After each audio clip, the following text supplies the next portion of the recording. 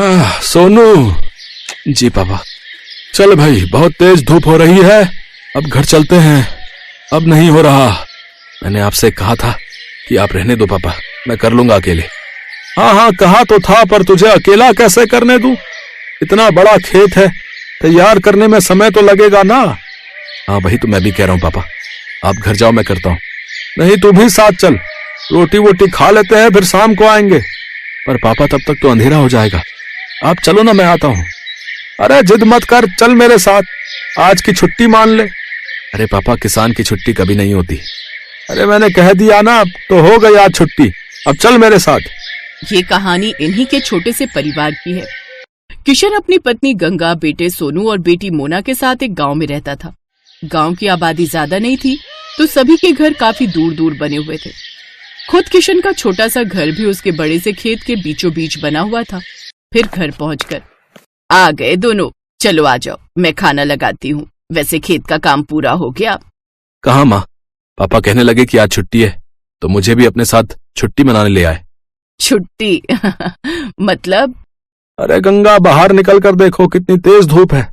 में से कोई बीमार पड़ गया तो और मुसीबत। अच्छा, मोना कहाँ गई? वो कुएं से पानी लेने गई है। पिताजी कितनी बार कहा है आपसे, एक नल लगवा लो ना। पहले माँ और अब बेचारी मोना कितनी दूर से पानी भरकर लाती है हमारे लिए। तो क्या हो गया बेटा, तुम दोनों भी तो कितनी मेहनत करते हो हमारे लिए। हाँ माँ, पर नल तो होना ही चाहिए ना। ठीक कह रहा है तू। अच्छा चल, इस बार की फसल बिक जाने दे, अब की बार सबसे पहले नल खुदवाऊंगा। किशन से वादा लेकर सोनू के चेहरे पर संतोष था और वो खाना खाने लगा। तभी खाना खाते हुए, अच्छा मैं क्या कह रही थी सोनू के बापू? हाँ बोलो ना गंगा। इसकी शादी वादी करनी है कि नहीं? हाँ हाँ करेंगे ना, वो बढ़िया से करेंगे। रहने दो पिताजी, इतनी परेशानियां क्या कम है जो एक और मोल ले लूं। पत्नी परेशानी नहीं होती पगले, वो तो परेशानी से बाहर निकलने का जरिया होती है। देखना, बहू आ जाएगी तो किस्मत खुल जाएगी हमारी। हाँ भैया, माँ सही कह रही है। कह तो ऐसे रही हो माँ, जैसे वो आएगी तो आसमान से पैसा बरसने लगेगा। पहले कुछ पैसे वैसे इकट्ठा कर लें, फिर सोचेंगे इसके बारे में। ऐसे ही कई महीने बीत गए। किशन की फसल पककर तैयार थी। इस बार किशन की अच्छी फसल हुई थी। फसल से किशन को अच्छे पैसे भी मिले थे, तो वादे के मुताबिक किशन ने सबसे पहले घर में एक हैंडपंप खुदवाया और फिर उसी शाम। हाय, कितना मीठा पानी आ रहा है। सोनू के बापू, ये काम आपने अच्छा कर दिया। अब सुनो, इससे पहले कि कोई और बड़ा खर्चा आए, सोनू का ब्याह भी कर दो और उसके लिए कमरा भी बनवा दो। ना माँ, अभी तो। चुप कर, तूने कहा था ना कि पहले नल फिर बहू। ले, अब लग गया नल, अब तू कुछ नहीं बोलेगा। माँ की बात सुनकर सोनू चुप हो गया। फिर उस दिन से ही गंगा और किशन ने सोनू के लिए लड़की देखना शुरू कर दिया। और फिर क्या हुआ माँ, बात बनी? हाँ बन गई भाई, मुझे तो लड़की बहुत अच्छी लगी। राधिका नाम है उसका, पढ़ने लिखने में बहुत तेज है। पर क्या माँ? उसके बाबा की तबीयत सही नहीं रहती, माँ है नहीं, लेकिन मुझे तो बहुत अच्छी लगी। देखने में भी बड़ी प्यारी है। हाँ, और मुझे तो बहुत समझदार भी लगी। हम तो हाँ कर आए हैं, अब तो शादी की तैयारी करो भाई। कुछ दिनों के बाद सोनू की शादी राधिका से हो गई। राधिका ने ससुराल आते ही घर का सारा काम संभाल लिया। इस छोटे से परिवार में खुशियां ही खुशियां थी। फिर एक दिन, माँ जी, अपना गांव तो बहुत छोटा है, यहाँ तो कुछ ही घर दिखते हैं। हाँ बेटा, शुरू से ऐसा ही है ये गांव। राम राम सबसे है, लेकिन किसी से कोई ज्यादा मतलब रखता नहीं है। सब अपनी अपनी खेती करते हैं और खुश रहते हैं। माँ जी, हाईवे कहाँ को जाता है? दिल्ली की तरफ जाता है बिटिया। आप कभी गई हो दिल्ली? हाँ, एक बार तेरे बापू ले गए थे मेरे इलाज के लिए। बहुत चौड़ी सड़क है भाई, बस वाले ने सर्र भगा दी बस। इसका मतलब दिल्ली ज्यादा दूर नहीं है यहाँ से। हाँ, पर तू क्यों पूछ रही है? नहीं नहीं, कुछ नहीं, बस ऐसे ही। गंगा समझ नहीं पा रही थी कि राधिका के मन में क्या खिचड़ी पक रही थी। ऐसे ही वक्त बीतता गया। फिर एक दिन किशन और सोनू सिर पकड़े बैठे थे, तभी राधिका चाय लेकर आई। क्या हुआ पापा, कोई परेशानी है क्या? हाँ बेटी, इस बार बड़ी विपत्ति आन पड़ी है। अब की बार बारिश बहुत कम हुई है, सारी फसल सूखने लगी है। बेचारा सोनू नल से बाल्टी भर भर कर फसल सींच रहा है, ताकि हमारे परिवार के लायक तो कम से कम अनाज निकल ही आए। पर पिछले साल तो खूब बारिश हुई थी। हाँ राधिका, तब इतनी बारिश हुई थी कि आधी फसल गल गई थी। खेती किसानी की यही समस्या है। बारिश कम हो तो दिक्कत और ज्यादा हो जाए तो दिक्कत। भगवान जाने क्या होगा आगे। मोना की शादी भी तो करनी है और जब पैसे ही नहीं जुड़ेंगे तो फिर कैसे होगा सब। भरोसा रखो गंगा, सब ठीक हो जाएगा। अपने परिवार को परेशान देख राधिका भी दुखी हो गई। वो अब अपने परिवार की मदद करने के बारे में सोचने लगी और फिर, पापा एक बात कहनी थी आपसे। हाँ बेटा बोलना, क्या बात है? मोना की शादी के लिए कितने पैसे चाहिए आपको? क्यों, ऐसा क्यों पूछ रही है बेटी? बताइए ना पहले। कम से कम 5 लाख तो होने ही चाहिए। 3 के आसपास तो जमा है बैंक में, लेकिन 2 लाख का इंतजाम कैसे होगा पता नहीं। मेरे पास एक उपाय है, अगर आप लोगों को ठीक लगे तो। हाँ हाँ बोलो ना राधिका। देखिए, आजकल ना ये शहर वालों को फार्म हाउस वेडिंग और फार्म हाउस पार्टी का बड़ा चस्का है। हमारा खेत हाईवे से लगा हुआ है, दिल्ली भी दूर नहीं है, तो बस हमें हाईवे से खेत तक का रास्ता ठीक करना है, लकड़ी से खेत की बाउंड्री करनी है और कुछ चारपाइयां और सजावट का काम करना है और एक अच्छा सा नाम सोचकर एक बोर्ड लगाना है। बेटा अब मुझे तेरी बात कुछ कुछ समझ में आ रही है। इस सब के लिए पैसे कहाँ से आएंगे? वो 3 लाख रुपए हमारे काम आएंगे और अगर धंधा चल निकला तो मोना की शादी हम धूमधाम से करेंगे। मुझे भी ये आइडिया बढ़िया लग रहा है। अगले ही दिन से पूरा परिवार राधिका के कहने पर काम में जुट गया। हाईवे से लेकर खेत तक बढ़िया टाइलें लगा दी गई, लकड़ियों से खेत की 4 दीवारी कर दी गई और फिर खेत अच्छे से साफ कर उसमें घास उगाकर जगह जगह सुंदर चारपाइयां लगा दी गई। फिर खेत के बीचों बीच एक सुंदर और बड़ी सी खुली झोपड़ी बनाई गई। पूरे परिवार ने जमकर मेहनत की। फिर अगले ही दिन, हेलो, मेरा नाम राहुल है, मैं दिल्ली से आया हूँ। ये रिजॉर्ट पहली बार देखा। क्या परसों शाम के लिए स्पेस अवेलेबल है? हाँ जी बिल्कुल। क्या फंक्शन है? मेरे बेटे का बर्थडे है। केटरिंग मैं खुद देख लूंगा, बस मुझे ये जगह अच्छी लगी। मेरा बजट 20,000 का है। बोलिए आपको चलेगा? जी हाँ बिल्कुल। Thank you so much. ये लीजिए 10,000 रुपए एडवांस। राधिका का प्लान काम कर रहा था। 2 दिन बाद राहुल ने अपने बच्चे का बर्थडे खूब अच्छे से मनाया। राधिका और उसके परिवार ने पूरे खेत को गुब्बारों और रोशनी से सजाया था। ऐसे ही धीरे धीरे लोगों को गंगा के रिजॉर्ट के बारे में पता चलता गया और लोग आते गए। अब तो राधिका और उसके परिवार को काम से फुर्सत नहीं थी। फिर ठीक 2 साल बाद, भैया खाना जल्दी लगाओ, बारात आने वाली है। जी मैडम, अभी लगाता हूँ। ओहो, मोना तैयार हुई कि नहीं? मोना मोना आ जाओ भाई। देख रही है राधिका अपनी ननद को? हाँ माँ, परी से कम नहीं लग रही है।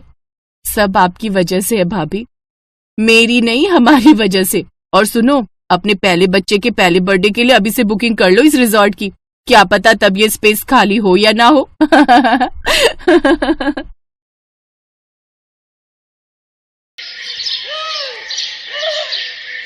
विदाई के वक्त सिमरन अपने पिता से लिपट कर खूब रोती है। बाबा बाबा, मुझे आपकी बहुत याद आएगी। अब मैं कैसे रहूंगी आपके बिना। बेटी, जब भी तेरा मन करे तो आ जाना। ये घर हमेशा तेरा ही रहेगा। जा बेटी, अब अपनी माँ से भी मिल ले। माँ, मुझे आपने जो भी प्यार दिया उसके लिए शुक्रिया। अब ज्यादा ड्रामे मत दिखाओ और अब जा यहाँ से। ये कहकर रमोला उसे धक्का देते ही है कि तभी उसका पति नैतिक उसे संभाल लेता है। क्या हुआ? तुम गिर कैसे गई? वो लहंगा पैर में अटक गया था, बस इसी वजह से। फिर सिमरन अपने मन में सोचती है, अच्छा हुआ माँ को धक्का देते हुए किसी ने नहीं देखा। मैं हमेशा माँ के प्यार के लिए तरसती रही, लेकिन उन्होंने मुझे कभी प्यार नहीं दिया। फिर सिमरन ब्याह कर घर आ जाती है। उसकी सास ने उसके स्वागत में गुलाब के फूल बिछाए होते हैं। साथ ही वो बड़े प्यार से उनकी आरती उतारती है और गिफ्ट में उसे सोने का हार देती है। ये ले मेरी प्यारी बहू, तेरा सगुन। बहू, अब से ये घर तेरा है और हम सब भी। तुझे कुछ भी चाहिए होगा या किसी काम में मदद चाहिए हो तो हमें कहना।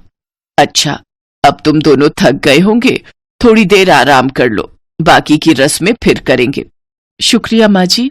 सिमरन नैतिक के साथ कमरे में चली जाती है और आराम करती है। फिर दिन के 1 बजे उसकी नींद खुलती है। ओह गॉड, कितनी देर हो गई। मेरी पहली रसोई की रस्म भी अभी बाकी थी। माँ जी तो बहुत गुस्सा करेंगी। सिमरन जल्दी से बाथरूम की तरफ जाती है, लेकिन बाथरूम से नहाकर निकल रहा नैतिक सिमरन से टकरा जाता है और सिमरन फिर गिरने वाली थी कि तभी वो उसे संभाल लेता है। इतने में उनके कमरे में सिमरन की सास कमला आ जाती है। अरे बच्चों, ये क्या कर रहे हो? कम से कम दरवाजा तो बंद कर लेते। माँ, ऐसा कुछ नहीं है, वो तो बस हम टकरा गए थे। कोई नहीं बच्चों, अभी तो तुम्हारे दिन है खेलने कूदने के। चलो अच्छा, अब तुम दोनों फ्रेश होकर नीचे आ जाओ, खाना लग गया है टेबल पर। माँ जी मुझे माफ कर दीजिए, मेरी आंखें नहीं खुली। कोई बात नहीं बेटी, मैं समझती हूँ, शादी की थकान होगी अभी शरीर में। अपनी सास की बात सुनकर सिमरन सोचती है, माँ जी ने तो मुझे बिल्कुल भी नहीं डांटा, लेकिन जब मैं अपने घर पर एक बार लेट उठी तो माँ ने क्या हाल कर दिया था मेरा।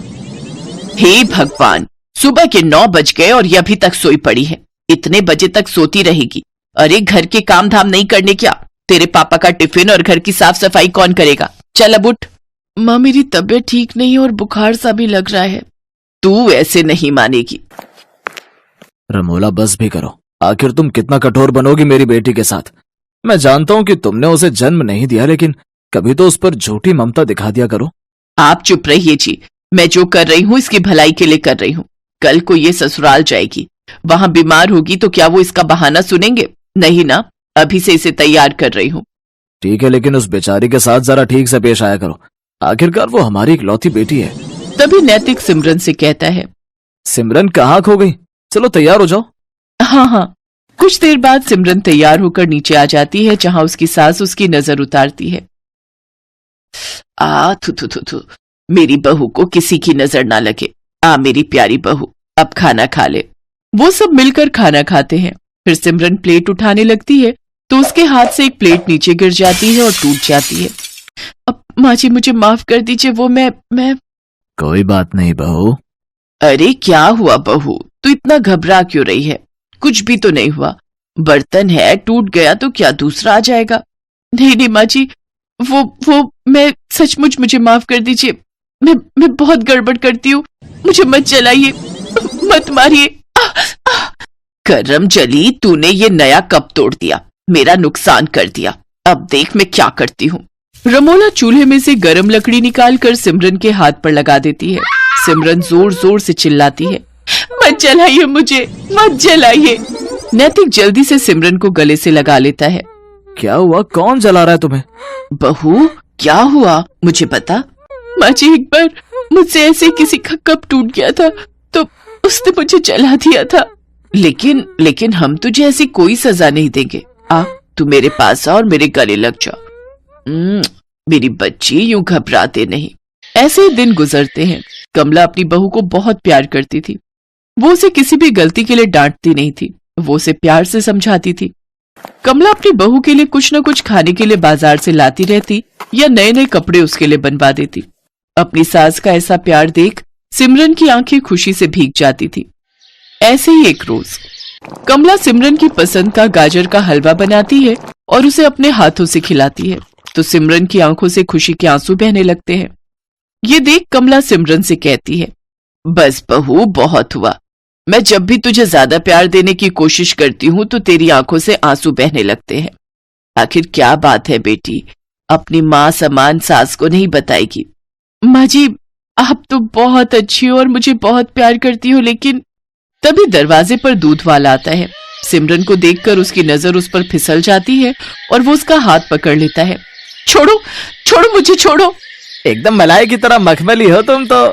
तभी कमला भी वहां आ जाती है और उसे देखकर दूध वाला कहता है, माँ जी देखो ना, आपकी बहू मेरा हाथ पकड़ रही है।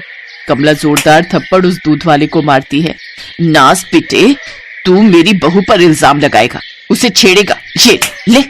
कमला उसे मारकर वहां से भगा देती है। अपने ऊपर अपनी सास का भरोसा देखकर सिमरन रो पड़ती है और अपनी सास के गले लग जाती है। आप बहुत अच्छी हो माँ जी, आपने मुझ पर भरोसा किया, नहीं तो माँ तो। क्या माँ बहू, आप पूछ रही थी ना कि आपका ज्यादा प्यार पाकर मेरी आंखें नम क्यों हो जाती हैं? क्योंकि बचपन से लेकर आज तक मैं जिस प्यार के लिए तरसती रही वो प्यार आपने मुझे दिया है। जब मैं 6 महीने की थी तभी मेरी माँ गुजर गई थी, तब बाबा दूसरी माँ लेकर आए ताकि वो मुझे माँ का प्यार दे सके। लेकिन उन्होंने कभी मुझे माँ का प्यार नहीं दिया और अब वो प्यार मुझे आपसे मिला। जैसे आज दूध वाले ने हरकत की, ऐसे एक बार मेरे यहाँ के दूध वाले ने मेरे साथ की थी, लेकिन माँ ने उसे गलत ठहराने की जगह मुझे गलत समझा था।